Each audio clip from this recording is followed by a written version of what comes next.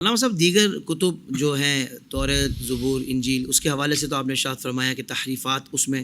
ہوتی رہی ہیں اور یہ سلسلہ ابھی تک جاری ہے، مگر ہم نے ایک مجمل طور پر اس پر جو اللہ کا کلام اس پر ایمان یقینی طور پہ رکھنا ہے۔ لیکن قرآن پاک 1450 سال سے زیادہ گزر گئے مگر اس کی حفاظت کا ذمہ اللہ پاک نے خود لیا ہے، تو حضرت اس بارے میں بھی تھوڑا سا عوام کو رہنمائی ارشاد فرمائیں کہ کس اعتبار سے یعنی جو ذمہ اللہ پاک نے اس کی حفاظت کا لیا ہے، اس سے کیا مراد ہے؟ کیا رسم الخط یعنی اس کی حفاظت کا ذمہ بھی اللہ تعالیٰ نے لیا ہے؟ اس میں دیکھیں بنیادی عقیدہ ہر مسلمان کا یہ ہے کہ اللہ تبارک و تعالیٰ نے جو قرآن نازل فرمایا اس کے معانی کی حفاظت کا بھی ذمہ اللہ نے لیا ہے، اس کے الفاظ کی حفاظت کا ذمہ بھی اللہ نے لیا ہے، اس کے الفاظ کے لکھنے کے طریقوں کا ذمہ بھی اللہ تبارک و تعالیٰ نے لیا ہے کہ اس کے لکھنے میں بھی اللہ کی حفاظت سے ہٹ کر کچھ بھی نہیں ہو سکتا۔ جو لکھا ہوا ہمارے سامنے قرآن مجید ہے یہ وہی ہے جو جبرائیل حضور علیہ الصلاۃ والسلام کے قلب اطہر پر اتارتے ہیں اور حضور علیہ الصلاۃ والسلام اپنے زبان مبارک سے ارشاد فرماتے ہیں اور صحابہ اپنے ہاتھوں سے اسے لکھ لیتے ہیں۔ یہ وہی ہے جو اللہ تبارک و تعالیٰ نے نازل فرمایا۔ اور دیکھیں اس حوالے سے آیت اللہ تبارک و تعالیٰ نے ارشاد فرمایا، بے شک ہم نے اس قرآن کو نازل فرمایا وَإِنَّا لَهُ لَحَافِظُونَ، اور بے شک ہم اس کی حفاظت کرنے والے ہیں۔ جو عربی سے شغف رکھتے ہیں نا وہ اس آیت میں دیکھیں گے آپ کو تاکیدات کے بھرمار نظر آئیں گے۔ انا، بے شک، یہ تاکید نمبر 1۔ پھر نحنو کا مطلب ہوتا ہے ہم، اور انا میں بھی انا کا بھی مطلب ہوتا ہے بے شک ہم، 2 دفعہ ہم فرمایا۔ پھر نزلنا کا بھی مطلب ہوتا ہے ہم نے نازل فرمایا، 3 دفعہ اللہ نے ارشاد فرمایا یہ ہم نے نازل فرمایا ہے۔ اور اس کے بعد جب حفاظت کی باری ہے تو تاکید کیا فرمائی؟ وَإِنَّا، اور بے شک ہم،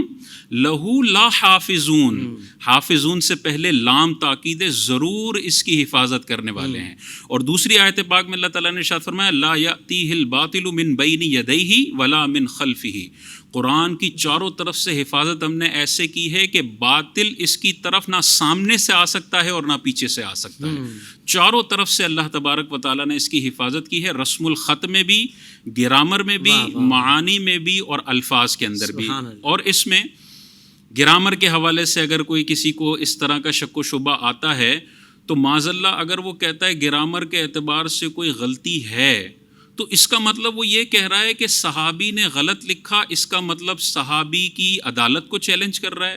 پھر 1,24,000 صحابہ نے اس غلط گرامر کو پڑھا اور خاموش رہے تو ان کی عدالت کو چیلنج کر رہا ہے۔ پھر تاجدار کائنات نے اس غلط تلاوت کو معاذ اللہ سنا اور خاموش رہے تو ان کی حفاظت کو چیلنج کر رہا ہے۔ اور پھر اللہ تبارک و تعالیٰ نے یہ غلط گرامر سنی اور اس پہ اللہ خاموش رہا، تو یہ تو ساری آیتوں کا انکار ہو جائے گا کہ اللہ نے ان سب کی حفاظت کی ہے اور یہ ہر ایک حفاظت کو چیلنج کر رہا ہے۔ آخری بات اس میں یہ کہ گرامر کو اگر کوئی آج کا غیر عربی شخص چیلنج کرتا ہے اسے یہ غور کرنا چاہیے 1400 سال پہلے مشرکین جو جانی دشمن تھے اور قرآن کے اندر اینک لگا کے غلطیاں ڈھونڈتے تھے، ان کو یہ گرامر کی غلطیاں نظر نہیں آئی اور وہ تو عاجز ہو گئے، اپنی فیملی ممبر کو دور رکھتے تھے کہ بھائی قرآن سنو گے تو ایمان کہیں نہ لے آؤ، اتنا بے مثل کلام ہے، اتنا عاجز کر دینے والا کلام ہے۔ وہ ساری زندگی عرب کے فصحا ان غلطیوں کو تلاش نہ کر پائے، آج غیر عربی شخص یا کوئی کرسچن شخص اپنی کتاب میں 30 غلطیاں لکھ دیتا ہے تو کافر عربی بھی ان غلطیوں پر ہنسے گا کہ ہمارے اعتبار سے تو یہ غلطیاں ہیں ہی نہیں۔ کیا خوبصورت کلام، واہ واہ واہ، کمال کر دیا علامہ صاحب، کیا جامع آپ نے گفتگو فرمائی ہے، اور میں سمجھتا ہوں کہ بہت سارے ناقدین کے منہ بند کر دیا آپ نے، اور ایسی لاجیکلی بات آپ نے کی ہے کہ جو لاجکس کی زبان سمجھتا نا وہ بھی کہے گا کہ یار بات تو صحیح کہی علامہ صاحب نے، اللہ اکبر سبحان اللہ۔ یعنی ایک طرف تو قرآن نے جو کہہ دیا ہمارے لیے تو وہی کافی ہے، لیکن فی زمانہ جو موٹی عقل والے ہوتے ہیں نا ان کو سمجھانے کے لیے بھی علامہ صاحب نے جو گفتگو فرمائی، میں کہتا ہوں سبحان اللہ۔